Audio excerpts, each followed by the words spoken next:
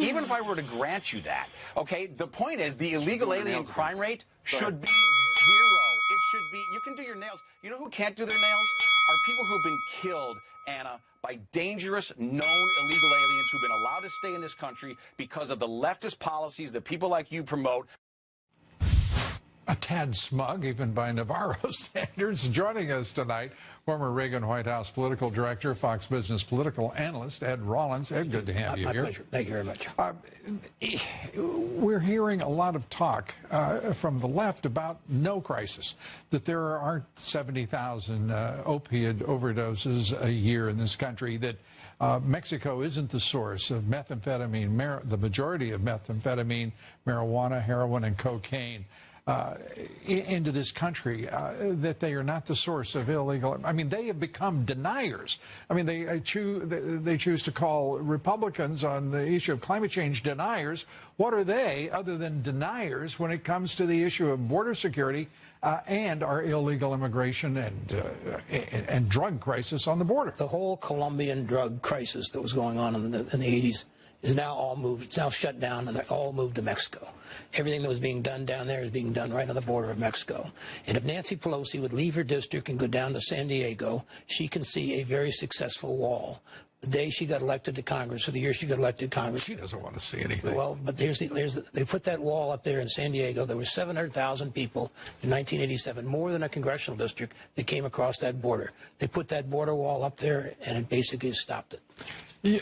So it's there. It's worked. We know walls work. I mean, there's not even a question whether it's in Jordan or Israel or whether it's San Diego, El Paso. San Diego. The president now is nearing, it is clear, calling this a national emergency, declaring it, and it is. I don't think the Democrats have given him any choice. And by the way, I don't know what you think, but I can't imagine any further negotiation with people who have said hell no. Well, he can't negotiate. They're not going to negotiate with him.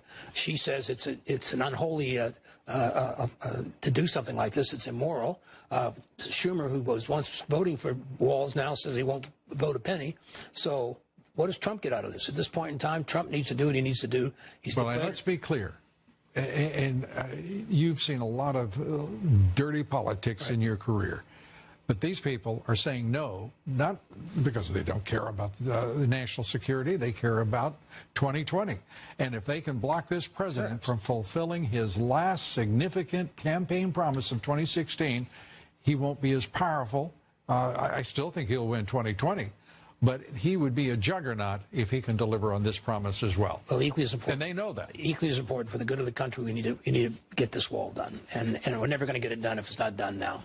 And so, and I think he realizes that. And I think that's why he's hanging tough. And he has to hang tough. He has to make it happen. They're not going to do it. They made it very clear they're not going to do it. And Lindsey Graham standing up and saying point blank, declare a national emergency, Mr. President.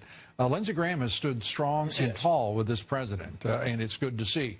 I'm wondering where all the other Republicans are, why they are not supporting this president and calling for the end of this national crisis. The president can resolve this. Well, he's the only one that can resolve it. They're not going to negotiate. What about Mitt Romney? Well, Mitt Romney today basically said he wouldn't support the president's executive decision. He said he wouldn't shut the border down, wouldn't do an executive order. He said that today. So, he's never going to be. He is Jeff Flake on steroids. Well, he's worse. As Senator David Perdue suggested, we didn't need another Jeff Flake on steroids. He's not going to be there. There's 4 or 5 of them that basically are kind of moderate in the Senate, and so far they're holding them fast. And there's about 8 or 9 House members that are sort of going south on the vote. But the bottom line is the president's the one that's hang tough here. All right. Ed Rollins, as always. Thank you. Good to see you.